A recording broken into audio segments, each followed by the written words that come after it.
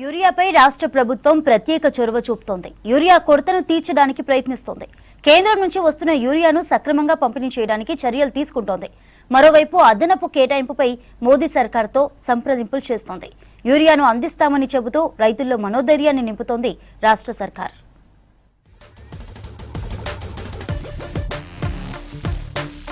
రాష్ట్రంలో యూరియా కష్టాలు తీర్చేందుకు తీవ్రంగా కృషి చేస్తోంది సర్కార్. ఇందులో భాగంగానే కేంద్రంతో ఎప్పటికప్పుడు మాట్లాడుతున్నారు వ్యవసాయ శాఖ మంత్రి తుమ్మల నాగేశ్వరరావు.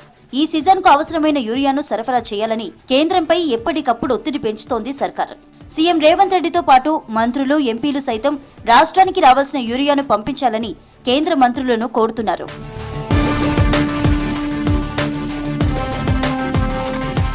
సెప్టెంబర్ నెలలో 2 లక్షల మెట్రిక్ టన్నుల యూరియా కావాలని కేంద్రాన్ని కోరింది రాష్ట్ర ప్రభుత్వం.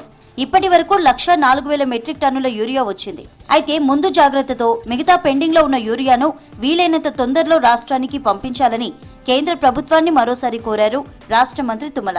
ఆయన వినతికి స్పందించిన కేంద్రం మరో 40 లక్షల మెట్రిక్ టన్నుల యూరియా సప్లై చేసేందుకు గ్రీన్ సిగ్నల్ ఇచ్చింది.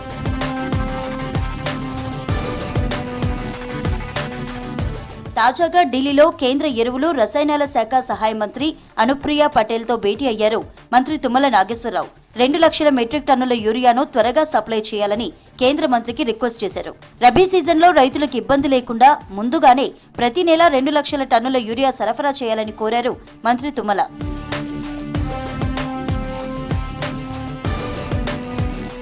యూరియాపై రైతులు ఆందోళన చెందకుండా భరోసానిస్తోంది రాష్ట్ర ప్రభుత్వం. యూరియాను సక్రమంగా పంపిణీ చేసేందుకు చర్యలు తీసుకుంటోంది.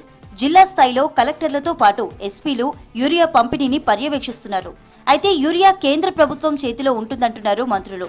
యూరియా విషయంలో కేంద్రంపై ఒత్తిడి పెంచాల్సిన ప్రతిపక్షాలు రాజకీయం చేయడంపై ఫైర్ అవుతున్నారు.